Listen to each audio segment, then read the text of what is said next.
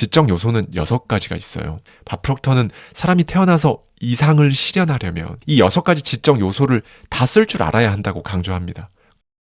안녕하세요. 하와이 대저택입니다. 여러분은 성공합니다. 여러분이 그걸 원했기 때문이죠. 오늘은 밥 프록터의 책 불안 무엇인가에 담겨있는 인사이트를 가져와서 저의 생각까지 더해서 내가 되고자 하는 사람의 모습처럼 미리 행동하면 벌어지는 일에 대해 진짜 낱낱이 파헤쳐 볼 건데요. 거기에 더해서 도대체 이게 왜 효과가 있는지까지도 알아볼 겁니다. 일단 새해를 맞았으니 우리 안에 남아있는 뭔가 굉장히 오래된 상처의 흔적들이 있잖아요. 아마 이거 없는 사람은 없을 겁니다. 이걸 먼저 좀 내려놓아 볼까요? 명상가이자 평화운동가인 마이클 베귀스에 따르면요. 사람이 과거의 상처를 지나서 비로소 좋은 일을 그리기까지, 그러니까 외상 후 성장은 3단계를 거치면서 이루어진다고 합니다. 첫째는 이미 벌어진 그 일을 수용하는 단계예요. 과거에 무슨 일이 일어났는가, 여기에 초점을 맞추는 게 아닌 거죠. 그 사건을 내가 컨트롤하거나 아니면 그 사건에 휘둘리거나 초점은 여기에 맞추는 겁니다. 그리고 사람은 이 둘 중에서 하나를 선택할 수 있을 뿐이고요. 둘째는 이제 좋은 것들을 거둬들이게 되는 단계예요. 마지막 셋째는 용서입니다.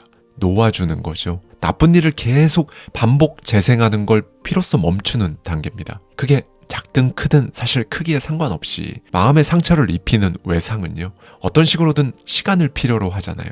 여러분이 받은 상처가 무엇이든 지금 외상 후 성장의 어느 단계에 속해 있든 결국엔 나아진다는 마음을 일단 품고 있어야 합니다. 사람은 아픔을 곱씹으면서 소위 껴안고 살아가는 경향이 있거든요. 그런데요, 이렇게 마음속에 계속 무한 반복 재생을 하면요, 그 일이 실제로 또 일어나지는 않더라도 우리 마음에서는 그 일이 끝도 없이 계속 일어나는 겁니다. 제가 예전에도 말씀드린 적 있지만 우리 몸에 대해 저는 이렇게 생각해요. 결국 우리 몸은 태어남에서 죽음까지의 그 여정을 함께하는 파트너이자 가장 친한 친구라고 생각합니다. 그리고 또 그 안에는 진짜 내가 있다고 생각하고요. 진짜 나는 감정이란 걸 느낄 수 있고, 그 감정은 일종의 울림, 그러니까 진동이죠. 주파수로 나타나는 겁니다. 그리고 이 주파수는 똑같이 진동하는, 그러니까 같은 파동의 주파수를 끌어당기고요. 공명한다라고 하는 게 이겁니다. 그래서 이 용서 그리고 감사라는 마음은요, 사람의 주파수를 무조건 건강하게 만드는 거예요. 그리고 이 용서랑 감사를 다른 사람에게만 할 수 있다고 생각하지 마시고 여러분 스스로에게 한번 해보는 겁니다. 내가 나를 용서하고 나에게 감사하면요, 이때 비로소 사람은 성장할 힘이라는 걸 얻으니까요. 감정에서 내뿜는 주파수가 이렇게 좋은 에너지로 바뀌면요, 이제 내 몸도 주변의 사람들도 따라오는 거죠.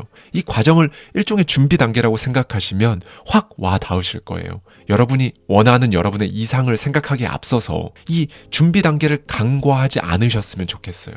이 주파수부터 딱 제대로 세팅해 놓고 시작을 해야 가정이, 하는 일이, 소득이 이제 하나 둘씩 맞아 들어가고 눈앞에 실제로 펼쳐지고 이렇게 되는 거니까요. 세계적인 건축가 버크민스터 풀러는 이렇게 말했습니다. 기존 현실에 대적하는 것으로는 변화를 끌어내지 못한다. 뭔가를 바꾸려면 새로운 모델을 만들어서 기존 모델을 쓸데가 없게 만들어야 한다. 그래서 여러분이 앞으로 어떻게 바뀌고 싶은지, 어떤 감정으로, 어떤 주파수로 살 건지 결정해서요, 인생 바꾸기로 결정하셨다면 이제 지금부터 말씀드리는 내용을 한번 잘 들어주셨으면 좋겠습니다. 정말 도움이 되실 거예요. 여러분, 지금부터는 눈에 보이지 않는 이 마인드라는 걸 그림으로 말씀드릴 건데요. 사실 이 마인드란 건요, 구체적으로 물리적인 모양새가 없기 때문에 이미지로 표현한다는 게 더 힘들죠. 그래서 대부분의 사람들은 마인드의 작동 원리에 대해 관심도 없는 겁니다. 관심이 조금 있다고 해도 마인드의 작동 원리를 이해하기도 쉽지 않고요. 저자 밥 프록터는 1934년 서먼 플리트 박사가 만든 마인드 그림으로 설명을 해주는데요. 저도 오늘 이 그림을 이렇게 가져와서 진짜 기본적인 것부터 짚어보도록 하겠습니다.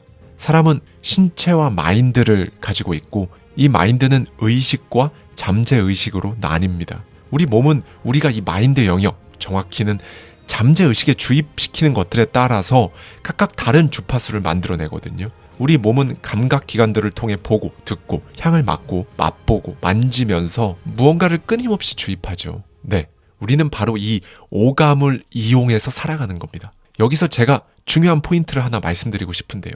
결국 이 오감의 특징이 뭔가요? 밖에서 안으로, 그러니까 외부의 자극이라는 겁니다. 그래서 대부분은 외부에 있는 다른 사람들이 자기를 보는 시각, 평판에 지배당하는 거예요.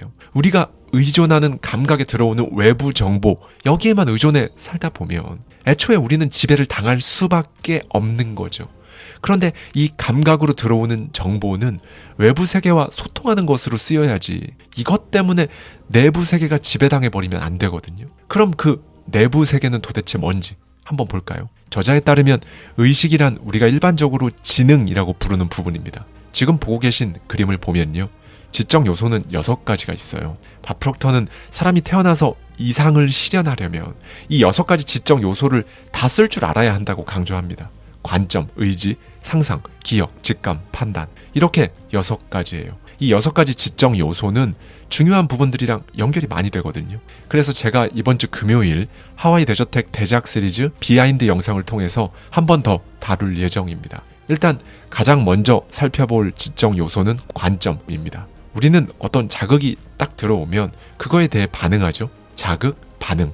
이 자극과 반응 사이에 있는 렌즈인 거예요, 관점은요. 그래서 여러분 각자가 지니는 관점이 곧 현실인 겁니다. 세상은 멋있고 진짜 살만한 곳, 이라는 관점을 가진 사람에게 세상은 우리가 어렸을 때 시간 가는 줄 모르고 재밌게 놀았던 놀이터일 겁니다. 반면에 세상은 거지 같은 곳, 그냥 하루하루 버티는 곳이라는 관점을 가진 사람에겐 지옥일 거고요. 이렇게 보니 세상은 정말 시뮬레이션이네요. 그렇죠? 그런데 여러분, 우리는 이 관점을 바꿀 수 있습니다. 관점을 바꾸면요, 똑같은 일을 해도 똑같은 걸 봐도 훨씬 더 나은 결과를 가져올 수 있긴 한데요. 이 관점을 바꾼다는 건 쉽지 않아요. 이 관점은 여러분이 원하는 걸 잠재의식에 반복 주입시켰을 때 어느 날 갑자기 툭 변하게 되는 거기 때문에 결국 여러분의 잠재의식을 건드려야 하는 거죠. 다만 이 관점을 바꾸기만 하면요, 지금까지 A만 보던 눈이라는 감각기관이 B라는 걸 보기 시작하고,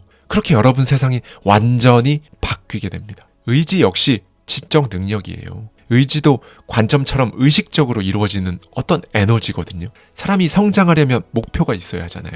그리고 목표를 두면 거기에 주의를 집중하게 하는 어떤 에너지가 필요합니다. 그게 바로 의지예요. 의지는 관점을 바꿀 때 진짜 큰 역할을 합니다.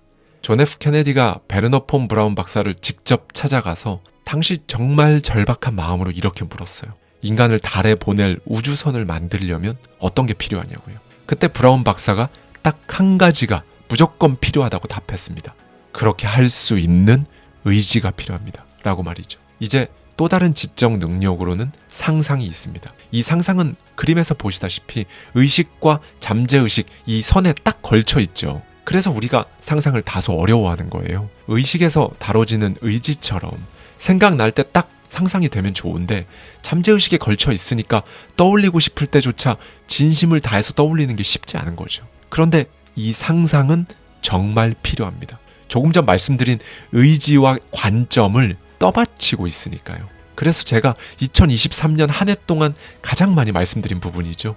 긴장을 풀고 연습을 해서 시각화를 해야 하는 이유입니다. 그래야 목표를 따라가려는 그 삶을 지속할 수 있어요. 이제 나머지 지적 능력인 기억, 직감, 판단은요, 그림에서 보면 잠재의식과 같은 선상에 있습니다. 이쪽은 간단하게만 짚어볼게요. 잠재의식의 색이 초록색이면요, 여러분은 그 초록색에 걸맞는 것들을 주로 기억하고 판단하고 직감을 발휘할 겁니다. 잠재의식의 색이 보라색이면 또 그거에 맞는 걸 기억하고 판단하고 직감을 발휘하겠죠. 그래서 사람들은 같은 상황, 같은 걸 보더라도 누군가는 이걸 기억하고 다른 누군가는 저걸 기억합니다. 같은 상황에서 같은 목표를 두고 선택을 해야만 하는 상황이 생겨도요, 그 선택은 다 달라요. 마치 부자 아빠와 가난한 아빠에게서 태어난 아이들이 절묘한 순간에 같은 상황에서 다른 선택을 해서 완전히 다른 삶을 살게 되는 것처럼요. 바프록터는 이 모든 것들을 통틀어서 패러다임으로 설명을 했었습니다.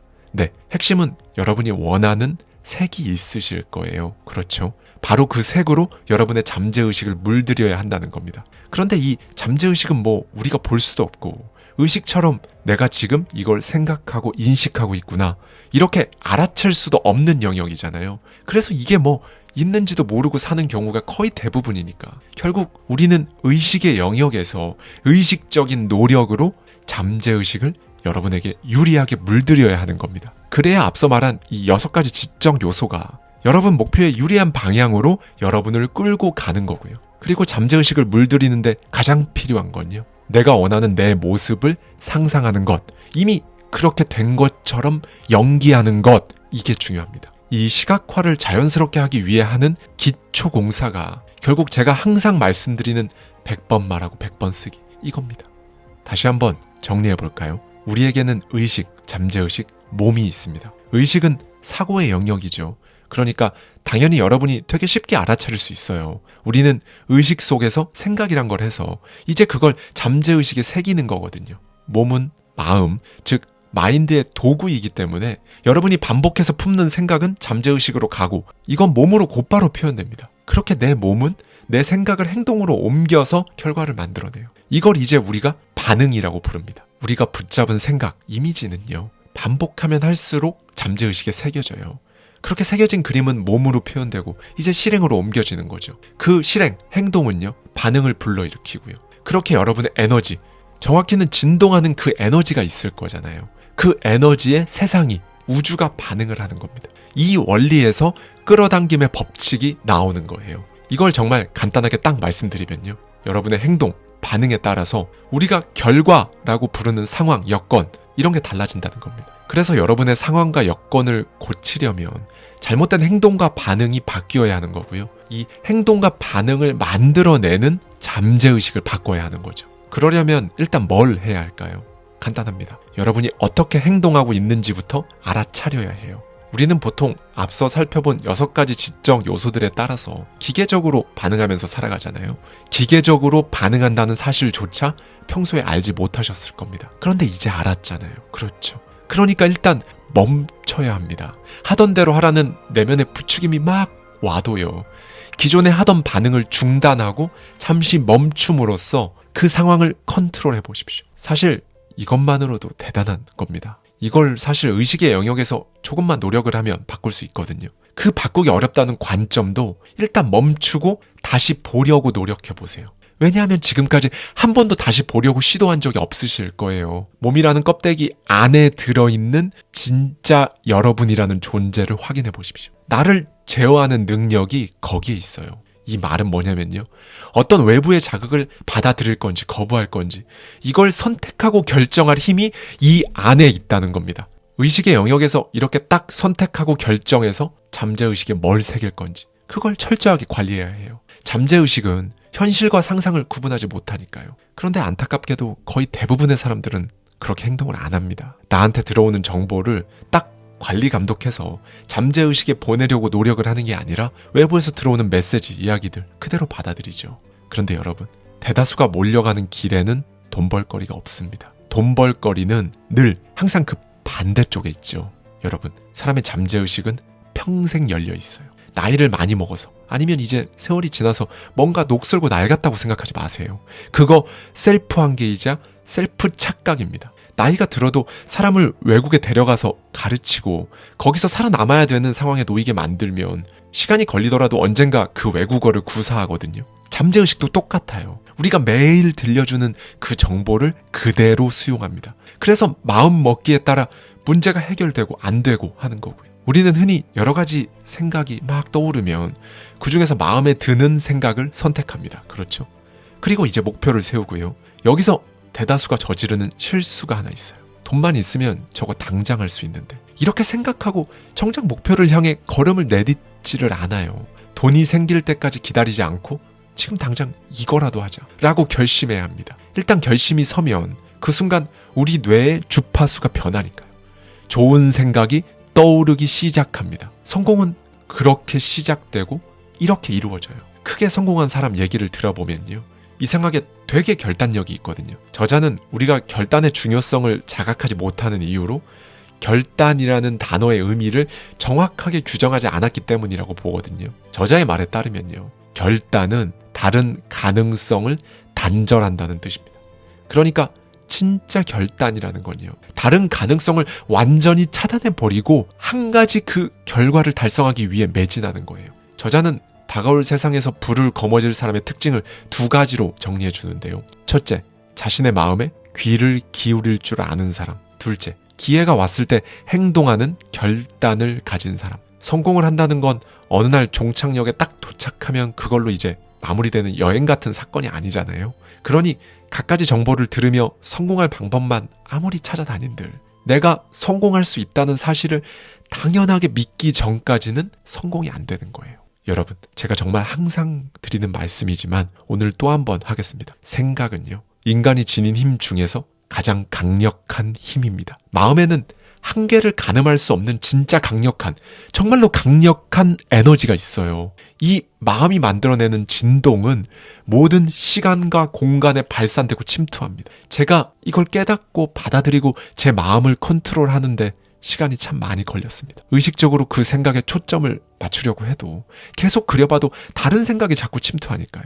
그래도 놓지 않았습니다. 그렇게 차츰 인생이 바뀌더라고요. 괴롭히는 문제들 하나 둘씩 사라지고 제 인생의 진짜 세세한 모든 영역에서 사이즈가 달라지는 게 느껴졌습니다. 열망이 능력을 창조한다는 말로 유명한 레이먼드 홀리웰이 이렇게 말했습니다. 생각은 미묘한 성질의 원소다. 우리의 생각은 1초당 300km의 속도로 이동한다. 생각은 소리보다 93만 배나 빠르게 이동하는 셈이다. 우주의 다른 어떤 힘이나 에너지보다 빠르고 거대하다. 마음은 에너지를 생산하는 배터리이자 이제까지 알려진 원소 가운데 가장 강력하다는 사실은 논란의 여지가 없다. 네, 여러분. 사람은 만족하지 못할 때 불평을 하고 누군가를 탓하고 화살을 돌리죠. 그렇게 불쾌한 진동을 내뿜습니다. 그런데 탓해도 돼요. 화살을 돌려도 되고 성공을 요구해도 괜찮습니다. 누구한테요? 나 자신입니다. 명확하게 요구를 한번 해보세요. 생각해보면 한 번도 요구한 적 없으실 거예요. 하십시오. 구체적으로 목표를 정하라고, 목적지에 도착한 내 모습을 제대로 상상하라고 여러분이 여러분 스스로에게 요구하세요. 그리고 내가 그 모습으로 살아간다면 어떤 에너지로, 어떤 감정으로, 태도로 살아가게 될지 지금부터 그대로 한번 먼저 그렇게 해보십시오. 실제로 되면 그렇게 할게. 이러면 그렇게 할 기회가 없잖아요. 지금부터 먼저 그렇게 하면 된다는 걸 꼭 아셨으면 좋겠습니다. 로마의 시인 호라티우스는 이런 말을 했죠. 가지고 있지 않은 것은 누구에게도 줄 수 없다. 그럼 반대로 가지고 있는 것은 다른 사람에게도 줄 수 있다는 뜻이잖아요. 네, 여러분이 가지고 있는 그 생각은요, 결국 다른 사람에게 줄 수 있는 형태로 만들어질 겁니다. 부정적인 생각을 최대한 그만하겠다고 생각하시고요. 여러분 의식을 잘 타일러 보세요. 원하는 것, 거기에 집중하십시오. 마음만 먹으면 무슨 일이든 해낼 수 있다고. 내 과거와 현재가 어떻든 나는 나를 용서하고 오늘 하루에 감사한다고. 여러분이 원하는 그림, 원하는 삶, 그 환경에서 이런 말을 하며 이런 태도로 살아갈 거라고 2024년 그렇게 한번 살아가십시오.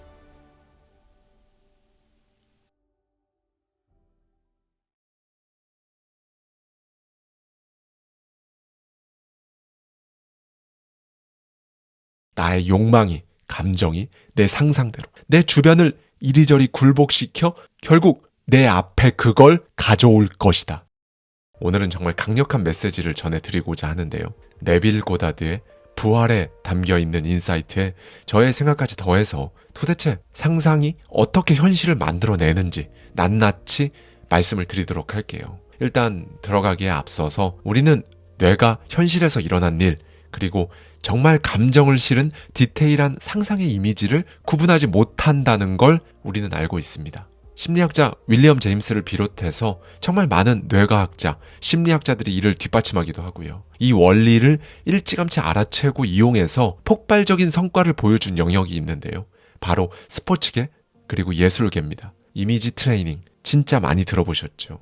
이 이미지 트레이닝이 바로 시각화예요.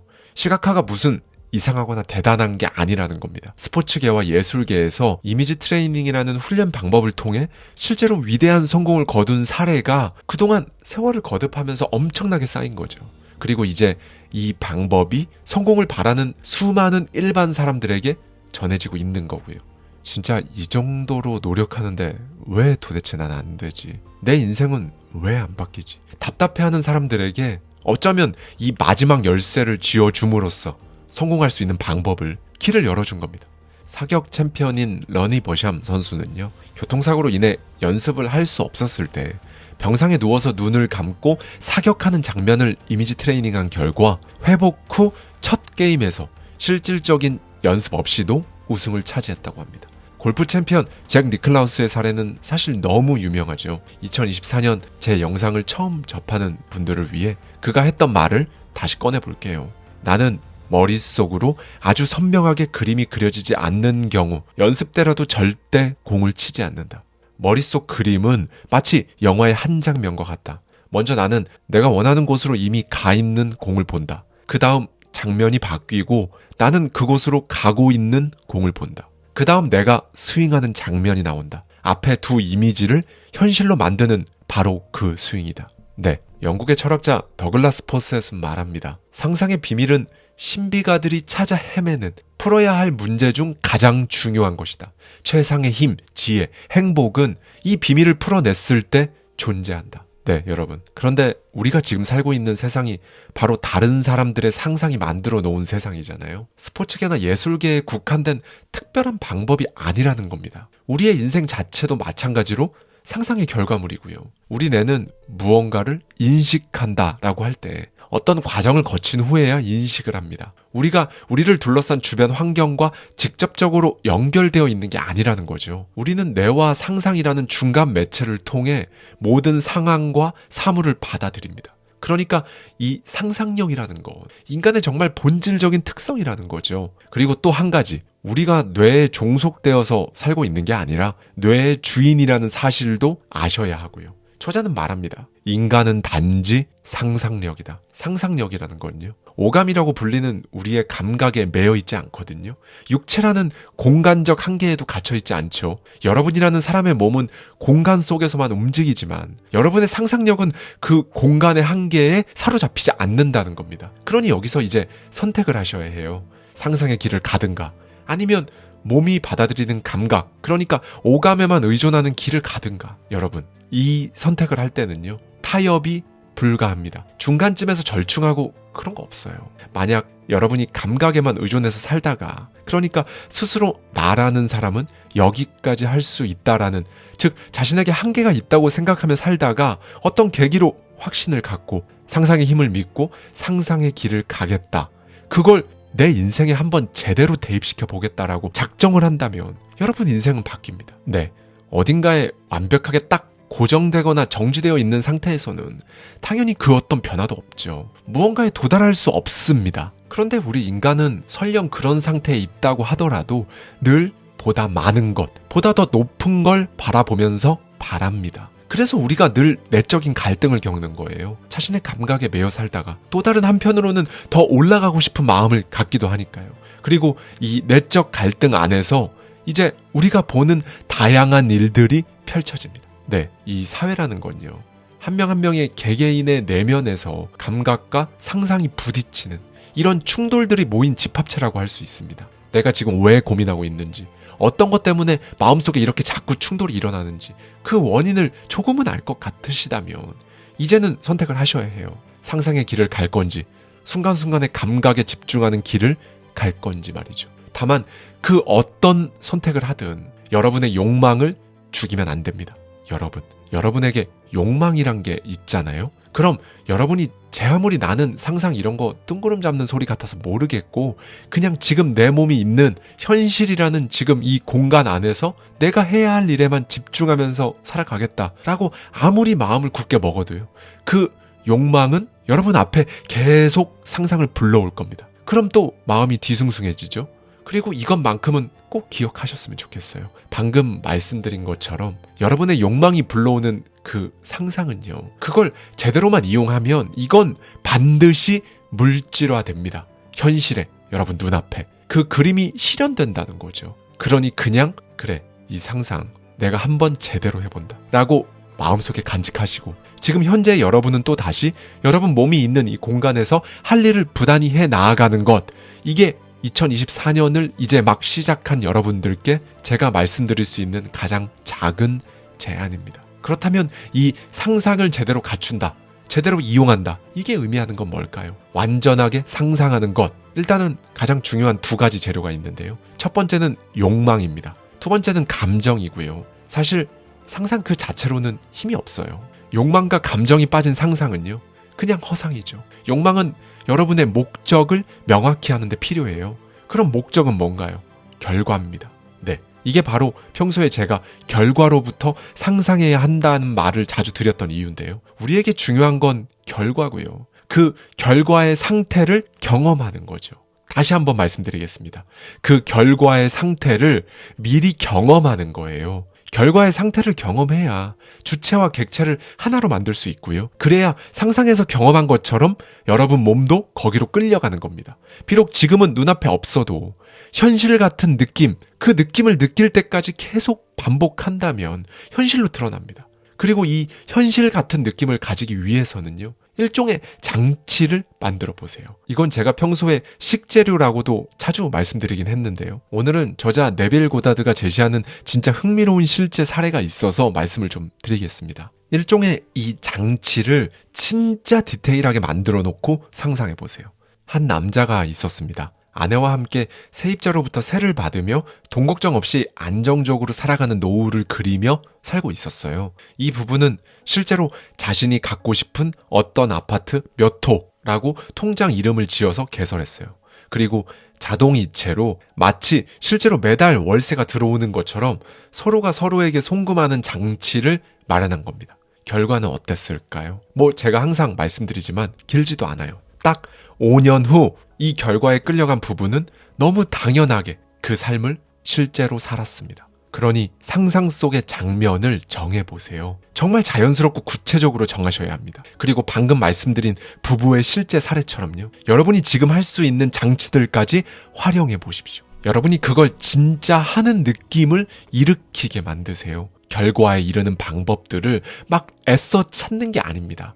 상상 속에서 그것이 성취된 그 느낌, 그 감정을 온몸으로 고스란히 받아야 해요. 그리고 이제 어느 순간 그 장면이 너무 당연해지면 그때 실현됩니다. 여러분, 이 감정은요, 상상의 활동입니다. 감정이란 게 없으면 어떤 것도 만들어낼 수가 없죠. 인간은요, 우리는 감정으로 움직입니다. 행동에 자꾸 저항하는 의지, 그 행동을 바꾸는 결심, 이 사이에는 엄청나게 큰 감정의 간극이 있거든요. 같은 걸 듣고 같은 걸 배워도요, 누군가의 감정은 감동이 되어서 행동을 하는 결심을 하게 되고요, 누군가의 감정은 귀찮음 아니면 그냥 무미건조함이 되어서 행동에 저항하잖아요.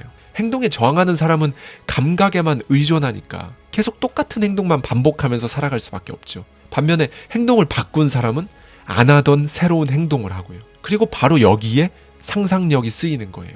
여러분, 이 상상력을 고의적으로 이용하면요, 그 목표가 제 아무리 하찮고 사소해도 사람은 그 목표를 이뤄냅니다. 보통 일반적으로 사람들은 자신의 결과, 그리고 특정한 장치를 막 뚜렷하게 만들어서 상상하지 않거든요. 그래서 원하는 그 결과가 분명 현실화될 수 있었음에도 결국 불확실한 결과를 맞이하고 이제 좌절하죠. 그래서 상상이 성공의 마지막 열쇠라는 겁니다. 특정한 목적을, 결과를 상상한다는 건요, 그 외 다른 것들과 명확히 구분해서 내가 거기에 의미를 둔다는 걸 뜻합니다.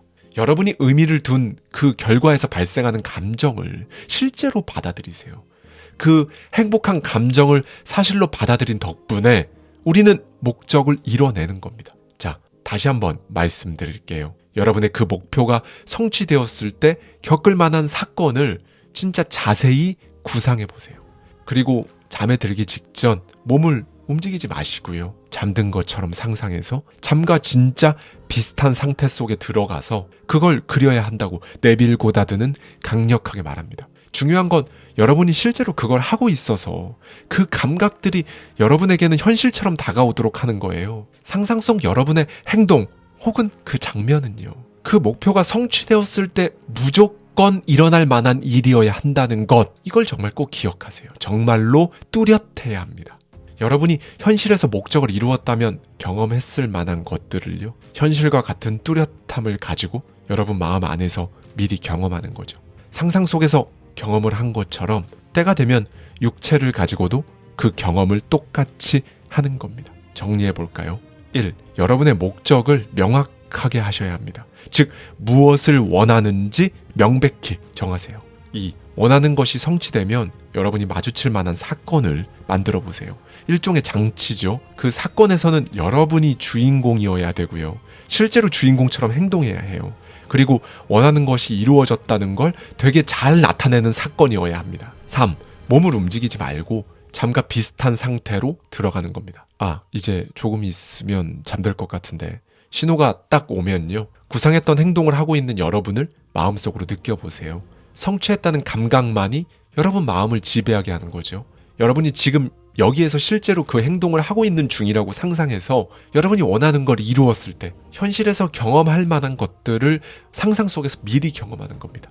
여러분, 이 방법이요. 원하는 것을 이루는 가장 쉬운 방법이라고 네빌 고다드는 강조에 강조를 해요. 저자의 말을 한번 들어보시죠. 우리의 삶을 만들고 있는 것은 현실이 아니라 상상입니다. 우리의 세상은 누군가 상상 속에서 보고 있는 것들을 감각의 세상에 내놓은 것에 불과합니다. 그리고 원하는 것을 보기 위해서는 상상의 힘을 의지적으로 또 의식적으로 사용하는 것이 필요합니다. 머리에서 만들어낸 그 일들은 그 안에서 일어난 과정에 정확히 들어맞게 우리 앞에 나타납니다. 그리고 우리는 이걸 미래라고 부릅니다. 이 방법에 따르면요, 여러분, 성공은 별게 없어요. 제가 지금 이 말씀을 굉장히 가볍게 성공하는 건 쉽습니다, 이런 느낌으로 말씀드리는 게 아니라는 거 아시죠? 자신의 상상 속에서 어떤 일이 일어나고 있는지 인식하는 것, 이게 이제 눈치채는 거죠. 이걸 인식한 사람은요, 지금 자기가 뭘 하고 있는지 알고 있습니다. 뭘 해야 할지도 알고 있고요. 자기 인생이라는 이 드라마는요, 눈에 보이는 다른 것들이 아니라 이 상상에 기반을 두고 있다는 사실까지도 알고 있어요. 이게 깨어난 상상력이거든요. 이 깨어난 상상력은 목적을 가지고 활동을 해요. 원하는 걸 만들고 그걸 유지하고, 원치 않는 건 변형시키거나 무너뜨리죠. 생각해보면요, 세상에 그 어떤 것도 정말 그 자체의 힘만으로 모습을 드러내거나 유지되지 않아요. 어느 정도 견고한 상상이 어떤 사건들을 만들어내서 우리한테 일어나는 거죠. 그리고 그런 상상의 활동이 지속되지 않으면 외부로 나타난 것들은 이제 사라지는 거고요. 네, 저자는 만약 여러분이 원하는 결과를 얻지 못했다면 그 결과를 완전하게 상상하지 못했다고 생각하면 된다라고 강조하는데요. 새해가 될 때마다 여러분이 마음먹었던 수많은 결심들을 한번 돌아보십시오. 다 사라졌을 거예요. 이유가 뭘까요? 그것들의 뿌리와 단절되어 있었기 때문에 그래요. 그럼 뿌리는 뭘까요? 욕망과 감정을 만든 자세한 결과 이미지입니다. 원하는 모습이 되었을 때 여러분 몸 안에서 경험하게 될 것들을 정말 생생하게 상상 속에서 경험하셔야 해요. 그런데 지금 현실이 이렇다. 굴복. 일반적인 상식선에서 그건 어렵다. 굴복. 상상이 얼마나 중요한지 몰라서 이걸 폄하하는 사람들 정말 많죠. 그 무게를 실감해야 합니다. 무게를 실감해라? 이게 무슨 뜻이냐면요, 상상이라는 것에 최고의 가치를 부여하고 반대로 세상 모든 것들을 상상으로 굴복시킨 사람들, 이 사람들이 다 지금 우리가 우러러보는 사람이 된 겁니다. 여러분의 상상 속에서는요, 여러분이 바라는 그 이상향 꽉 잡으세요. 여러분이 이상을 여러분 손으로 직접 놓아버리지 않으면요, 그 무엇도 그 누구도 여러분에게서 그걸 뺏어가지 못합니다. 부자들이 자신의 이상을 실현하는 게 아니에요. 상상하는 자가 이상을 실현하는 겁니다. 오늘 말씀드린 대로 이 상상을 한번 해보세요. 그리고 작은 거라도 어떤 결과를 딱 맞닥뜨려 보시면 제가 오늘 드리는 이 말이 어떤 의미인지 알게 되실 겁니다. 네, 여러분, 지금 이 포인트에서부터는요, 제가 평소 말씀드리는 것보다 조금 더 깊은 관점에서 말씀을 드릴 건데요, 우리는 이 상상으로요, 과거도 바꿀 수 있습니다. 이게 무슨 말이냐? 지나간 과거를 어떻게 바꾸냐? 여러분과 여러분의 과거는요, 하나의 연속된 구조거든요. 지금 여러분한테 일어나고 있는 그 불행의 원인이 교정되지 않은 과거의 그 장면 때문이라고 생각할 수 있어요. 그렇죠? 그러면 과거의 그 내용물에 변화가 생긴다면 현재는 달라지는 거거든요. 이 부분에 대해 저자는 말합니다. 기억할 가치가 있는 것들만 마음속에 간직될 수 있도록 고귀하게 사십시오. 그렇게 살지 못해서 그것을 바로잡고 치유할 필요가 있다면 가장 우선시되어야 할 것은 교정이라는 사실을 명심하십시오. 불행의 원인을 찾아내 무너뜨리고 원래 존재했어야 하는 상태로 재현하는 것이 교정입니다. 과거를 교정하면 그렇게 교정된 과거가 현재 안에서 다시 만들어질 것입니다. 네, 이에 대해 이제 네빌 고다드의 다른 저서들을 보면요, 이런 내용도 나오는데요. 과거에 나는 죽었고 땅에 묻었다 라고 말이죠. 그리고 묻고 나서 상상의 길로 계속 걸어 나아가잖아요. 그래서 과거에 죽은 내가 어디에 묻혔는지 이제는 찾을 수조차 없다 라고도 합니다. 2024년 새해를 맞아 이 말의 의미를 곱씹어 보셨으면 좋겠어요. 진심입니다. 여러분, 앞으로 잠들기 전 매일 밤 여러분의 하루를, 과거를, 목표에 걸맞는 결과를 새롭게 써보십시오. 마음의 상을 명확하게 만들고 여러분의 과거 문제가 사실은 잘 해결된, 즉 교정된 장면과 목표 이미지가 하나로 이어지게 만드는 거죠. 인간의 가슴에서 생각한 대로 그렇게 되더라. 내게는 진심으로 바라는 것을 무엇이든지 끌어당겨 올 수 있는 자성이 있다.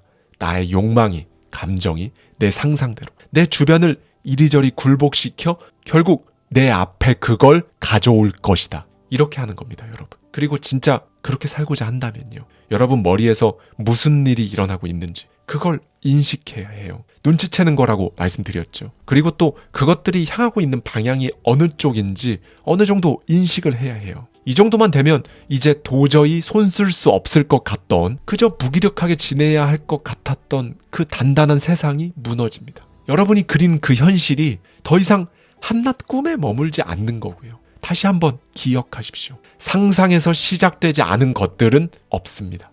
여러분이 현재 감각에 매여 있는 상태다. 그런데 여기서 좀 벗어나 변하고 싶다. 인생 제발 좀 바꾸고 싶다고 원한다면 그냥 오늘부터 하는 거예요. 진지한 마음으로 그게 현실이라고 느끼면서 시각화하는 겁니다. 오늘 제가 드리는 메시지를 들으시고 누군가는 두근거릴 겁니다. 누군가는 여기서 영상을 끄겠죠. 그리고 그 감정과 반응도 다양할 거고요. 그런데 이게 도대체 뭔 소리야 했던 사람이 5년 뒤에 보면 오늘 제가 말씀드린 대로 살아갈 수도 있고요. 정말로 마음이 두근거렸던 사람이 며칠 못 가서 다음에 하자 하며 살아갈 수 있습니다. 제가 하고 싶은 말은요, 일시적인 상태가 아니라 하나의 상태, 이게 점점 견고하게 자리를 잡아가고 지속적인 분위기, 습관, 태도를 만들 때 이게 진짜 변화라는 거예요. 그리고 마침내 여러분의 성격으로 자리 잡는 진짜 변화를 이뤄낸다는 겁니다.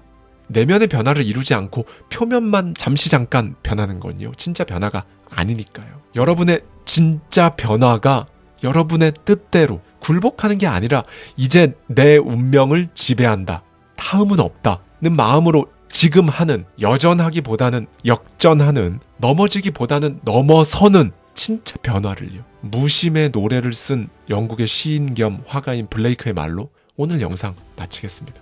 우리는 마음속의 형상인 상상의 본질에 대해서 거의 알지 못한다. 상상 속에서 영원토록 존재하고 있는 형상이 생장하고 태어나는 성질의 것들보다도 더 오래가지 못하는 것으로 생각한다. 하지만 상추나 떡갈나무는 시들어 사라지더라도 그것들의 불멸의 이미지와 개체성은 결코 죽음을 맞이하지 않고 그것들의 씨앗에 의해 새 생명을 얻는다. 상상 속의 이미지 역시 깊은 생각의 씨앗에 의해 우리에게 다시 돌아온다. 네, 여러분, 정말 1년 내내 우리 구독자님들께서 한없는 긍정 에너지를 주신 것에 대해 정말 어떻게든 보답하고 싶었어요. 그리고 어떻게 보답해드리는 것이 가장 좋을까 2달 넘게 많이 고민했는데요. 저희 구독자님들만의 커뮤니티 공간이죠. 더마인드 홈페이지에서 시간 압축 클래스를 누구든지 5일간 수강하실 수 있도록 오픈했습니다. 제가 직접 경험하고 느꼈던 것들, 그간 쓰고 읽어왔던 수천 권의 책들 속에 있던 인사이트를 녹여내고자 3달이 넘는 기간 동안 심사숙고해서 만들어낸 커리큘럼이고요. 이 클래스에서 유튜브와 책에서는 볼 수 없는 깊이를 담고자 했습니다. 더 많은 경험, 더 많은 삶, 그걸 위한 더 많은 부를 원하시는 우리 구독자님들께서 부디 이 클래스로 조금이라도 도움을 받으시길 바랍니다. 신청 방법은 아래 고정 댓글을 꼭 확인해 주시고요. 감사합니다. 지금까지 하와이 대저택이었습니다.